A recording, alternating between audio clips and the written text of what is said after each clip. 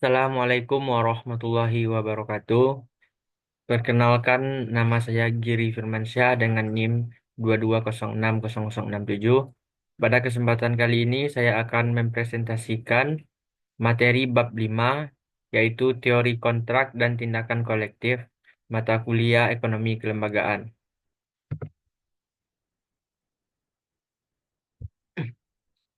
Teori kontrak dan informasi simetris.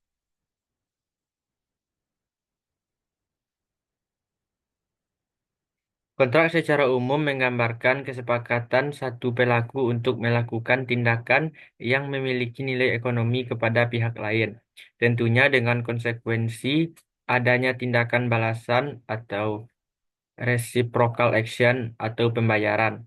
Tindakan untuk membuat kontrak tersebut secara umum dilakukan berdasarkan tingkat pengamatan yang berbeda, pada titik waktu yang tidak sama, dan juga berdasarkan derajat timbal balik yang berlainan.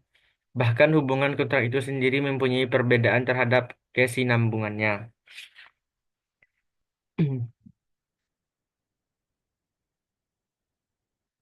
Kemudian, konsep kontrak dalam NIE atau New Institutional Economics menurut Richard sebetulnya adalah konsep mengenai hak kepemilikan atau property right yang dalam banyak hal lebih luas dibandingkan konsep hukum tentang kontrak. Asumsi dasarnya masing-masing jenis dari pertukaran hak kepemilikan dapat dimodelkan sebagai transaksi yang mengatur kontrak tersebut. Dalam teori standar atau neoklasik, kontrak biasanya diasumsikan dalam kondisi lengkap atau complete kontrak yang dapat dibuat dalam dan ditegakkan tanpa biaya atau costlessly. Dalam realitasnya, untuk membuat dan menegakkan kontrak yang komplit sangatlah sulit, atau untuk tidak mengatakan mustahil, karena ada biaya transaksi. Dalam kenyataannya, kontrak selalu tidak lengkap karena dua alasan. Klien, pertama, adanya ketidakpastian, menyebabkan terbukanya peluang yang cukup besar bagi munculnya contingencies, sehingga hal itu berimplikasi kepada munculnya biaya untuk mengetahui dan mengidentifikasi dalam merespon seluruh peningkatan ketidakpastian tersebut. Yang kedua, kinerja kontrak khusus, misalnya menentukan jumlah energi yang dibutuhkan, biaya yang banyak, jumlah energi yang dibutuhkan pekerja untuk melakukan pekerjaan yang rumit.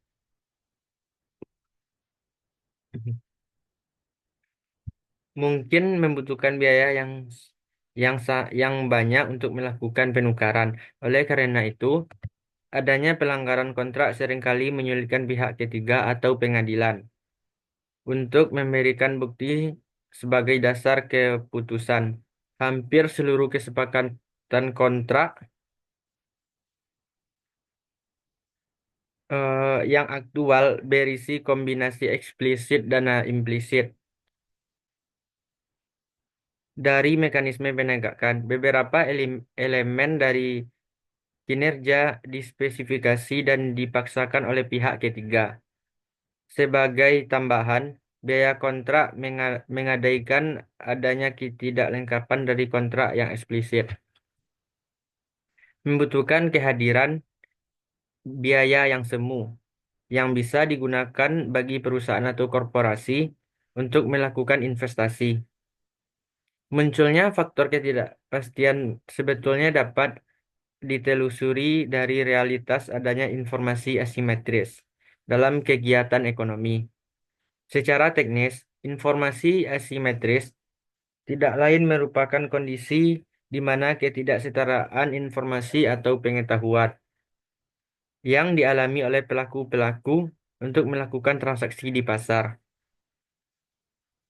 Sebagai contoh, pembeli dan penjual memiliki informasi yang tidak sama tentang harga, kualitas, atau aspek lainnya tentang barang atau jasa yang hendak diperjualbelikan.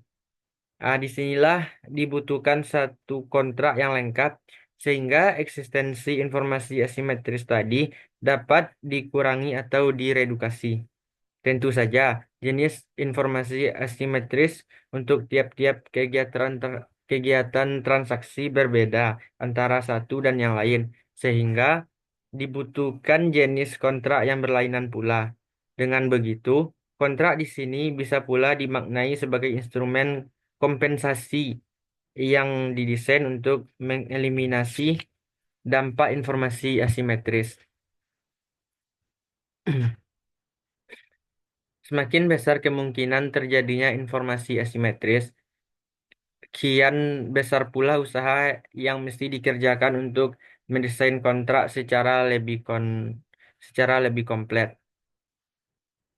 Georgia Akerlof yang dianggap sebagai pionir teori informasi asimetris lewat karya monumentalnya yakni The Market of Lemons, Quality, Uncertainty, and the Market Mechanism Mechanism berpendapat bahwa informasi asimetris yang terjadi di antara pelaku transaksi dapat diredukasi melalui kelembagaan pasar perantara yang sering disebut dengan kelembagaan penghalang. Contoh yang bagus untuk menunjukkan kelembagaan dimaksud adalah jaminan atau garansi atas barang. Garansi memiliki pembeli kecukupan waktu untuk memperoleh informasi yang sama tentang barang sebaik pengetahuan yang dimiliki oleh penjual.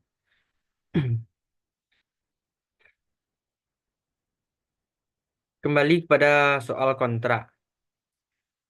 Dalam kegiatan ekonomi modern, tipe kontrak setidaknya bisa dipilih dalam tiga jenis, yakni teori kontrak agen atau agency kontrak teori, teori kesepakatan otomatis, dan teori kontrak relasional. Pertama, dalam teori agensi, diandaikan setidaknya terdapat dua pelaku yang berhubungan, yakni prinsipal dan agen. Prinsipal adalah pihak yang mempekerjakan agen untuk melaksanakan pekerjaan atau layanan yang diinginkan oleh prinsipal. Di luar itu, prinsipal juga memfasilitasi keberhasilan sebuah aktivitas yang telah didelegasikan kepada pihak agen. Misalnya otoritas untuk mengambil keputusan. Dalam posisi ini, informasi atau setelah kontrak dilakukan, diandaikan asimetris karena yang pertama, tindakan agen tidak dapat diamati secara langsung oleh prinsipal. Yang kedua, pihak agen membuat beberapa pengamatan yang tidak dikerjakan oleh prinsipal. Agen tahu persis berapa output yang dihasilkan, tetapi prinsipal tidak mengetahuinya. Pada kasus ini, sangat mahal bagi prinsipal mengawasi tindakan agen secara langsung atau mendapatkan pengetahuan lengkap dari informasi yang diperoleh agen. Yang kedua, jika dalam teori kontrak agensi diasumsikan kesepakatan bisa ditegakkan secara hukum atau legali, maka dalam teori kesepakatan otomatis diandaikan tidak seluruh hubungan atau pertukaran bisa ditegakkan secara hukum. Di sini dinyatakan bahwa sistem hukum sangat mungkin tidak sempurna atau informasi yang relevan tidak bisa diverifikasi oleh pengadilan. Oleh karena itu, salah satu kemungkinan bagi relasi bisnis dalam jangka panjang adalah membuat atau menemukan sebuah kontrak yang berisi kesepakatan yang dapat ditegakkan secara otomatis. Kontrak semacam ini didesain untuk memastikan bahwa keuntungan dari berbuat curang selalu lebih rendah laba yang didapatkan dengan mematuhi kontrak yang telah disepakati. Jadi, di sini tidak ada pihak ketiga yang melakukan intervensi. Kemudian yang ketiga, kontrak ras relasional dapat dipahami sebagai kontrak yang tidak bisa menghitung seluruh ketidakpastian di masa depan. Sebagai kontrak yang tidak bisa menghitung seluruh kepastian, tetapi hanya berdasarkan kesepakatan di masa silam. saat ini dan ekspektasi terhadap hubungan di masa depan di antara pelaku pelaku yang terlibat dalam kontrak. Oleh karena itu, kontrak dalam pengertian ini mengacu pada derajat yang bersifat implisit, informal, dan tanpa ikatan. Di sini penegakan otomatis memegang peranan yang sangat penting. Secara aktual, sebetulnya sebagian besar transaksi yang menggunakan kontrak rela- relasional ini kurang lebih melekat dalam sebuah struktur hubungan transaksi yang sangat longgar. Transaksi sendiri secara umum merupakan bagian dari asosiasi usaha yang sedang berjalan dan dalam jangka panjang. Model semacam ini memainkan peran yang penting dalam kehidupan ekonomi modern.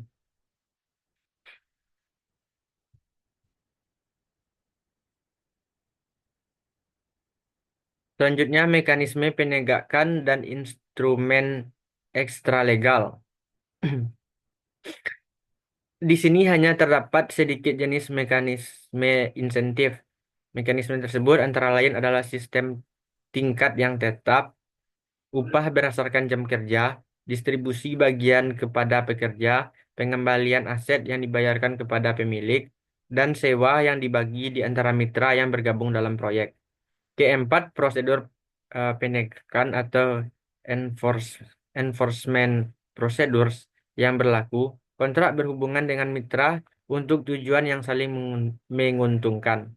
Tetapi pada tempo yang bersamaan, kontrak juga menyimpan risiko kerugian melalui sikap opportunities, entah disebabkan oleh kontrak yang tidak lengkap maupun kondisi pelaksanaan yang berbeda dengan situasi pada saat negosiasi atau bisa karena keduanya.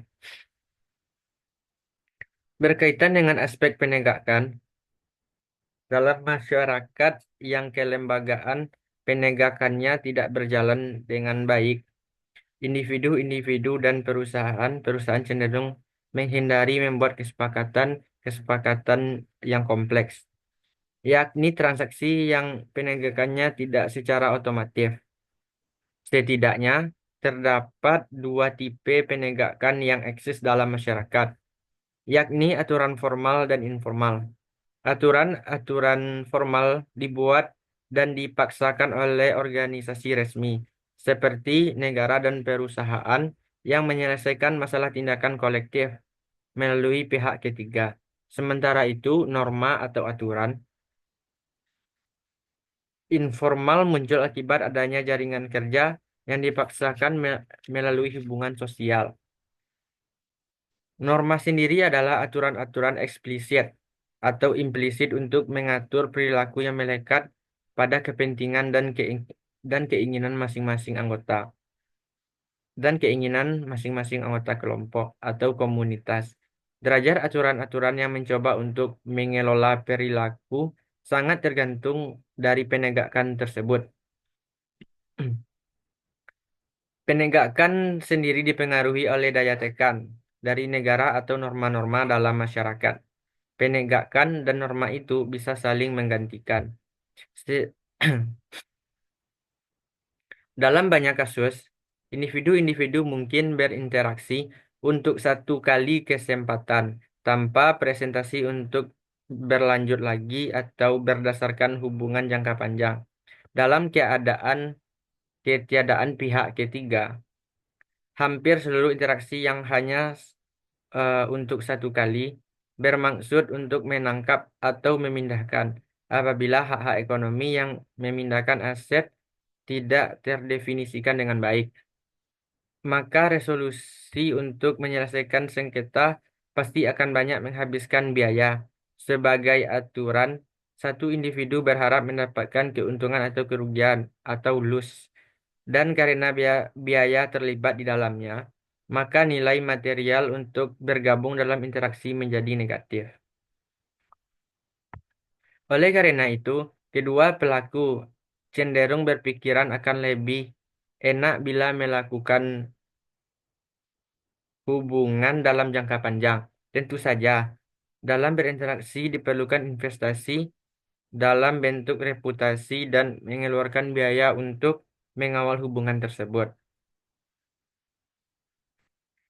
Kemudian, poin terpenting dari tipologi pembagian dengan perilaku lainnya adalah bermufakat dalam persoalan penegakan eh, kontrak menghubungkan antara satu pelaku dan mitra lainnya karena adanya asas saling menguntungkan. Tetapi pada saat yang sama, kontrak juga berisiko melalui praktek oportunisme. Hasilnya terdapat godaan bagi satu atau lebih perilaku yang bersikap menyimpang. Hal ini membuat tugas untuk mengatur hak-hak menjadi isu utama. Dengan prosedur penegakan menjadi kunci menentukan berhasil atau tidaknya sebuah kesepakatan.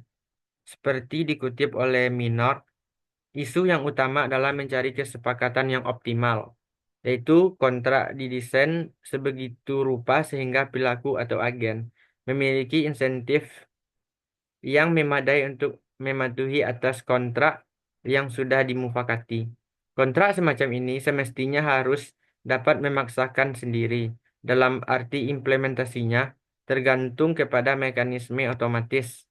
Dalam mode ini, kelembagaan tidaklah menjadi masalah. Pada kondisi ini, tanda-tanda kegagalan kontrak bisa dilihat dari kebutuhannya untuk menggunakan kekuatan eksternal. Dengan kata lain, kontrak telah didesain dengan buruk.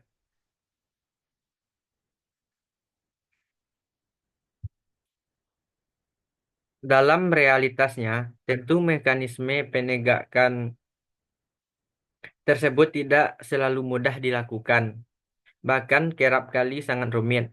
Lebih-lebih dalam kasus di mana rasionalitas terikat atau terbatas, eksis sehingga ketidaklengkapan kelembagaan terjadi. Maka problemnya bukan sekadar mendesain sebuah aturan perilaku kelembagaan, tetapi juga bagaimana aturan-aturan itu ditegakkan. Masalahnya dalam kasus aturan main yang tidak komplit, suatu penegakan legal sangat terbatas penggunaannya. Dalam kasus semacam ini dibutuhkan suatu instrumen tambahan semacam jaminan ekstralegal, seperti penyanderaan, agunan, strategi balas dendam, reputasi, dan lain sebagainya. Secara umum, desainer kelembagaan yang rasional akan merencanakan suatu strategi atau perilaku non kerjasama sebagai bagian dari partisipan pada saat proses tawar-menawar. Singkatnya, desainer harus menyusun kesepakatan jaminan sebelum kontrak dilakukan untuk menghadapi perilaku oportunistik. Setelah kontrak disepakati, tentu saja dalam kasus semacam ini akan muncul biaya transaksi yang mungkin cukup besar. Dengan begitu, biaya transaksi yang muncul tersebut berperan besar dalam konteks seperti ini.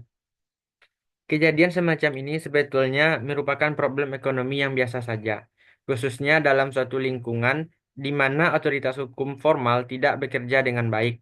Kegiatan-kegiatan ekonomi atau bisnis sehari-hari selalu diselimuti dengan berbagai peristiwa seperti itu, sehingga keperluan melakukan antisipasi terhadap persoalan ini menjadi keniscayaan.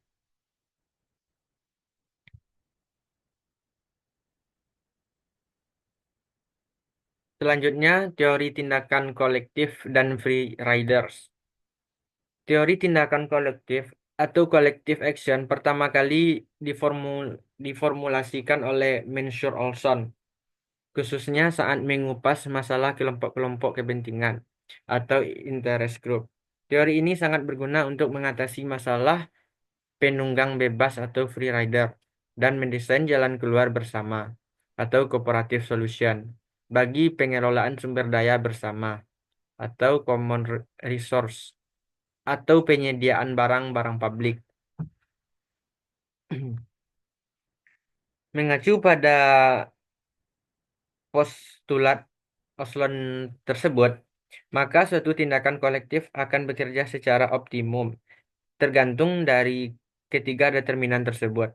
Secara hipotetik, semakin besar ukuran suatu kelompok kepentingan, Maka kian sulit bagi kelompok tersebut untuk menegosiasikan kepentingan di antara anggota kelompok.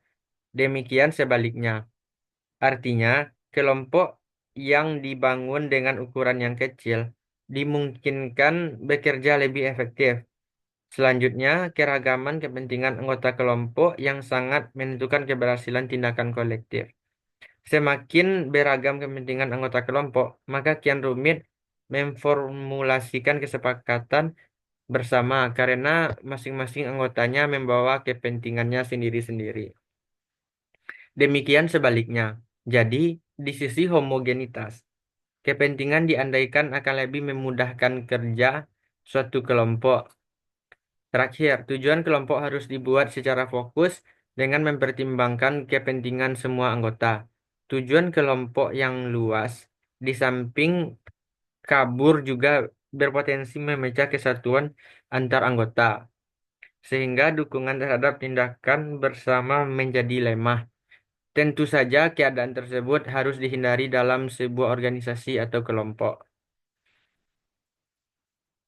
Dalam konteks yang lebih luas, teori tradisional perilaku kelompok secara implisit berasumsi bahwa kelompok-kelompok swasta dan asosiasi-asosiasi beroperasi menurut prinsip-prinsip yang berbeda sepenuhnya dari operasi relasi antar perusahaan di pasar atau antara pembayar pajak dan negara.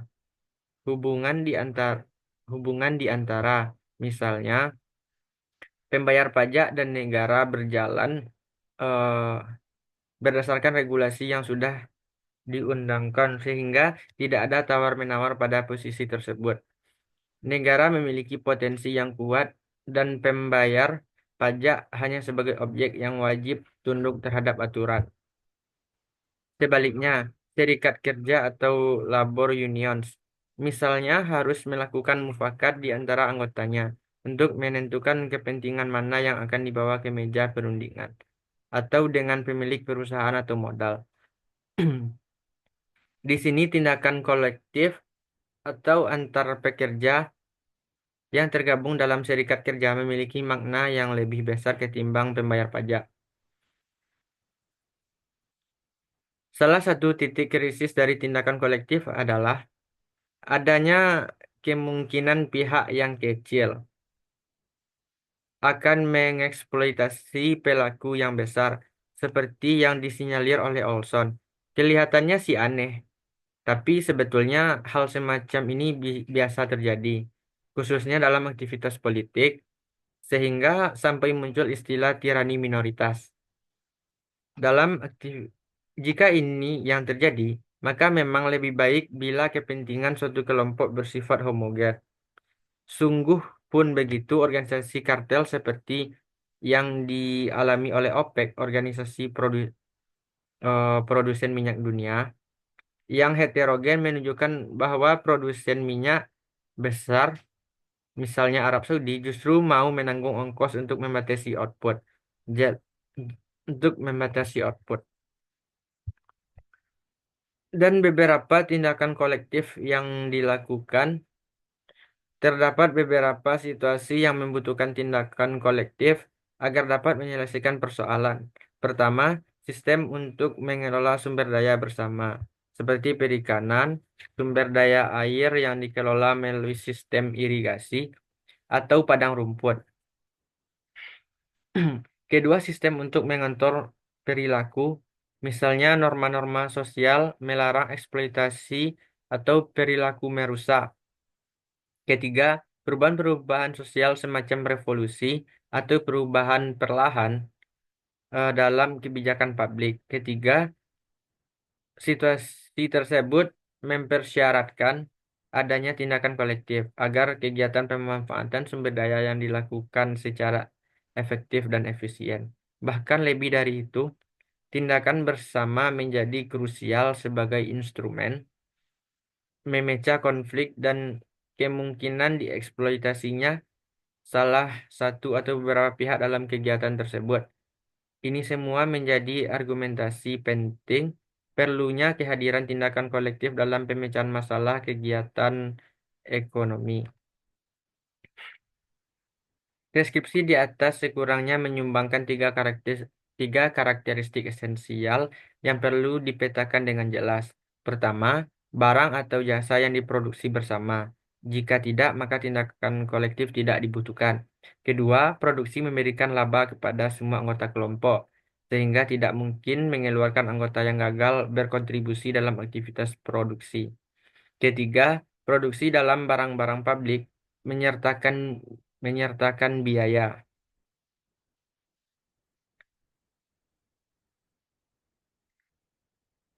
Ketika ketiga kondisi tersebut eksis, maka anggota kelompok pasti akan bertemu dengan problem penunggang bebas atau free rider problem, yakni mereka yang tidak memperoleh beban atau biaya dari tindakan kolektif tapi masih menerima benefitnya.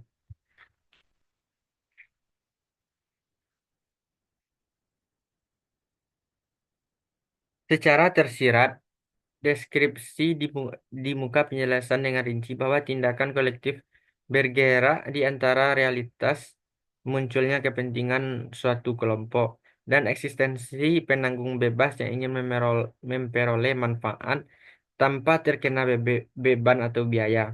Pada titik itulah tindakan kolektif berjalan dengan tingkat akselerasi sesuai dengan kebutuhan di lapangan. Kecepatan dan besaran tindakan kolektif tersebut didorong oleh banyak faktor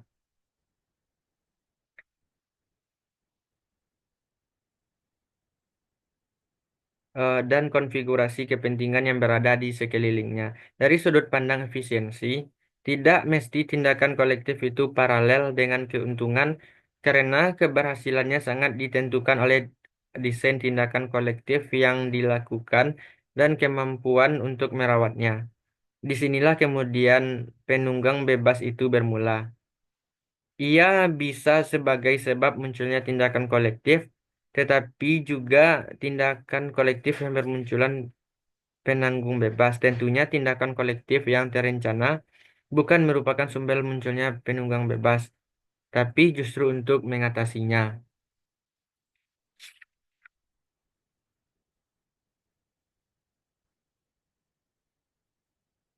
Selanjutnya, pilihan rasional dan tindakan komunikatif.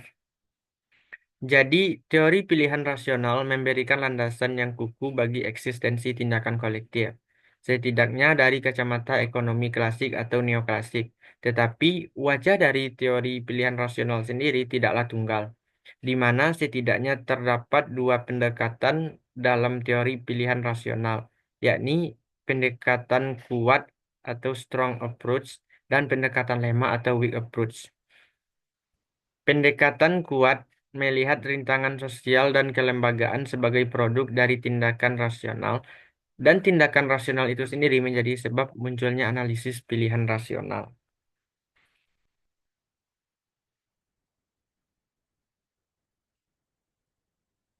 Apabila pendekatan kuat yang disepakati sebagai sebab munculnya tindakan rasional, maka sekurangnya terdapat tiga solusi internal yang bisa direkomendasikan.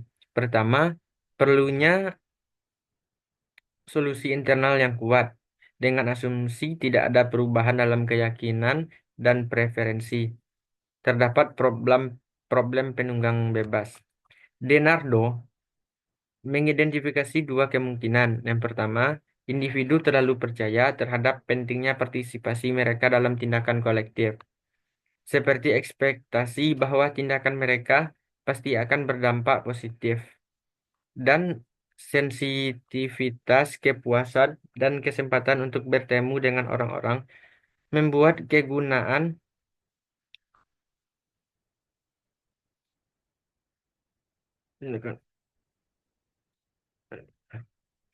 Yang pertama, individu terlalu percaya terhadap pentingnya partisipasi mereka dalam tindakan kolektif, seperti ekspektasi bahwa tindakan mereka pasti akan berdampak positif. Dan yang kedua,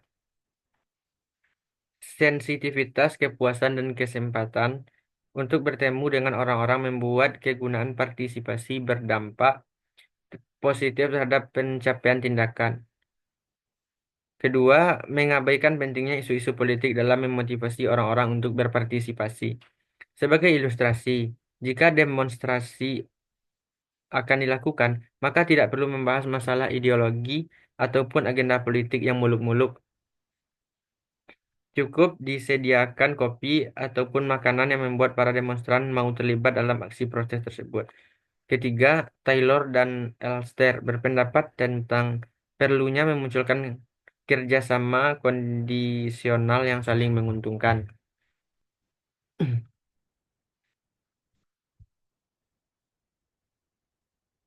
Postulat ini mengemukakan berdasarkan teori visioner dilema yang sudah cukup mapan.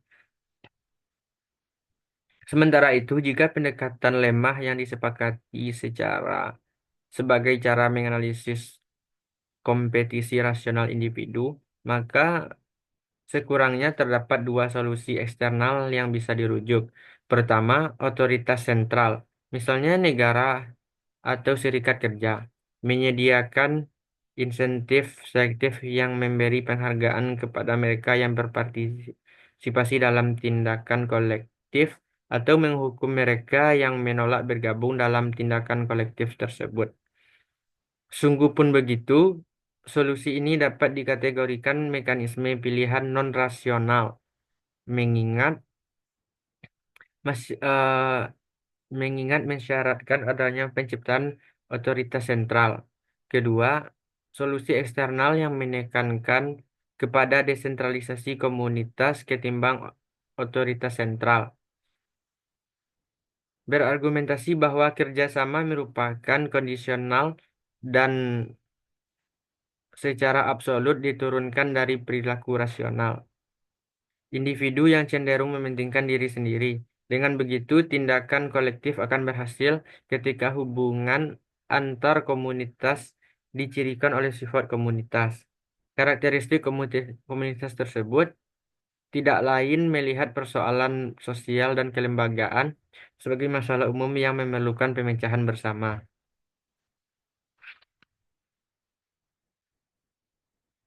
Konfigurasi tindakan kolektif juga dapat dilihat dari kacamata komunikasi.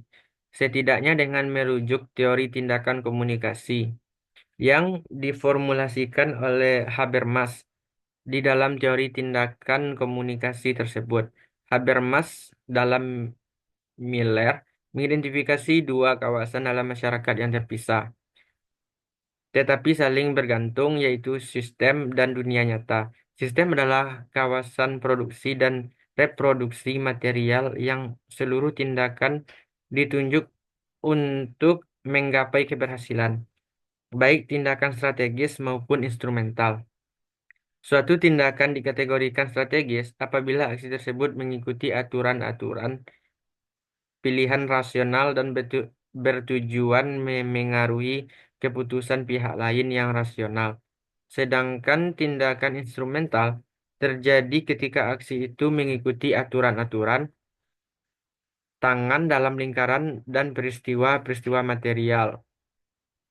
Sementara itu, dunia nyata merupakan perwujudan ruang simbolik atas latar belakang kemauan atau itikad yang dibagi secara kolektif dengan tradisi-tradisi budaya, integrasi sosial, dan struktur normatif, nilai-nilai dan kelembagaan yang direproduksi dan ditransformasikan lewat proses interpretif yang terus berjalan atas tindakan komunikatif. Di sini tindakan komunikatif ditekankan kepada interaksi di antara dua pihak atau lebih untuk mencari kesepahaman mengenai situasi bersama. Secara lebih tegas, fokus Habermas mengenai konsep tindakan komunikatif dan perbedaannya dengan logika rasionalitas komunikatif. Selanjutnya mempresentasikan suatu pergeseran dan filosofi individualistik dan kepentingan sendiri, di mana teori pilihan rasional berasal menuju filosofi konsensus pengetahuan dan muasal kolektif atau kerjasama.